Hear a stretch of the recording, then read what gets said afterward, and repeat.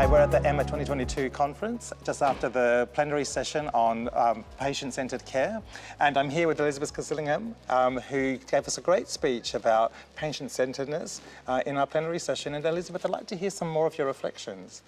Thank you. Thank you, first of all, for having us here as a patient representative. It has been a very enlightening session to understand a little bit more about the people-centered approach. People meaning not only the patients, but also the healthcare force that we are referring to, the caregivers and the community behind the patients. And that has been very, really interesting to see how the new initiatives are really helping to work towards a better alliance and partnership between the different stakeholders and to see how we can maybe work together for the future. There was some interesting question about the financing, about the future potential partnerships and initiatives that can help improve the people-centered approach.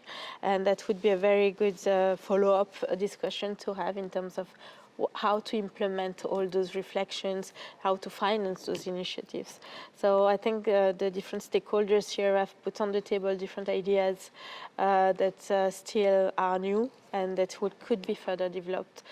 But the co-designing aspect has also been key in this discussion. So Elisabeth, one of the things that you talked about in the session today was that although patient-centeredness is not a new concept, we're not seeing it being rolled out effectively across all of Europe. So you talked about we're really not there yet. And then there was also some interesting discussions about how people are defining it very differently.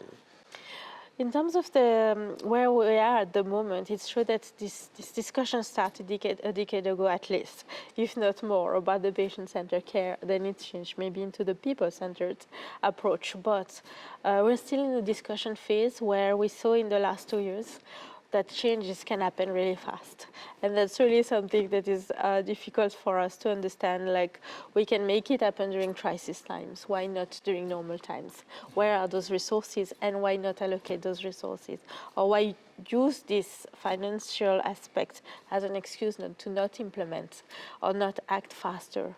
So that is something that I would recommend the stakeholders to look at. So there were different approaches to patient-centeredness happening, and you gave the example that during the COVID crisis there was a mobilization and that improved the way that people did that. But are you working to a particular definition of patient-centeredness? Are there some key principles that you tell people that you really should attend to make sure you do it properly? Yeah, there are some of the values that I was mentioning during my speech. So, for example, first of all, mutual respect for the expertise that is brought on the table. And we can see in many cases that still the patients' communities, the caregivers are not heard or listened to as attentively as a policy decision maker or healthcare professional. So first of all, that equality around the table is important. The bringing together and promoting health literacy, be it for the patients or for the healthcare professionals, is important because those gaps and the new ways of working are still not understood.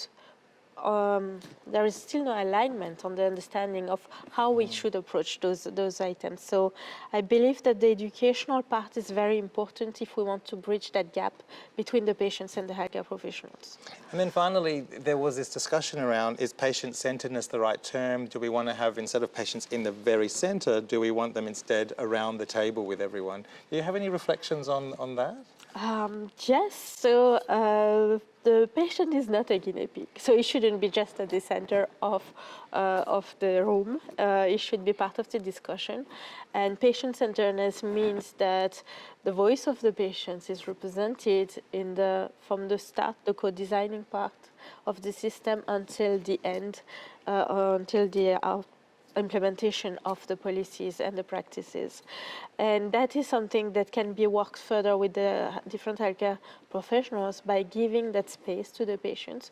And it has been, I have to acknowledge that in the past years we have more and more involvement of patients in different forums, but in terms of meaningful contribution, we're still not yet educating the patients community enough to and respecting that voice and expertise enough to make sure that they are part of the solution.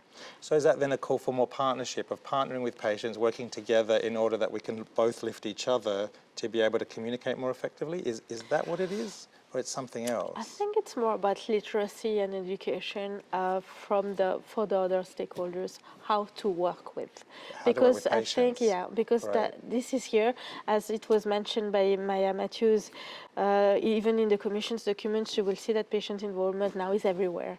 We can see in the industry partners, they involve patients at everywhere where they can. But there is not yet that how to do that the best way is not yet understood, and especially not, I guess, if we are talking about healthcare professionals and health management, there is still a lot to be done in terms of how they can work with patients and understand that. Well, I'm really delighted that you're here at the Health Management Conference to help build our literacy on how to do this work better. I think the work that you're doing at the European MS platform is such a great example of patient involvement, and thank you for being here to teach us and to work with us. Thank you. Not here to teach, here to work together. It's very good. Great, thank you. Thanks.